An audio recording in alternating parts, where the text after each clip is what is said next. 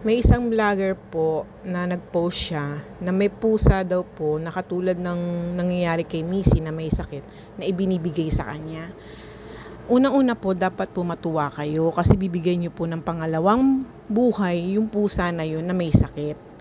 Kasi kung kami, katulad ko rin siya na walang masyadong followers at walang sponsor at hindi sikat, hindi po talaga namin maipapagamot yung pusang may sakit. Kaya po siya lumapit sa inyo kasi alam niya mabibigyan mo ng pangalawang buhay yung pusa niya, yung alaga niya. Siyempre, sino ba naman ho ang tao na gustong mamatay na lang yung pusa niya, titignan na lang namin na kung kailan siya mamamatay? Sino ba naman na may kagustuhan niya? Napakasakit po kaya na makikita mo yung pusa mo na naghihirap.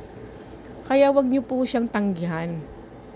Kasi isa po kayong sikat na vlogger at marami kayong sponsor, tulungan nyo po. Hindi po yung ipopost nyo parang ipinapahiya nyo pa yung tao. Hindi po ganun yun. Kaya niya ipinapaampun sa inyo kasi gusto niya mabigyan ng magandang buhay yung pusa. Sana po maintindihan nyo ako katulad ni Missy. Maraming salamat Ma'am A sa pagkain.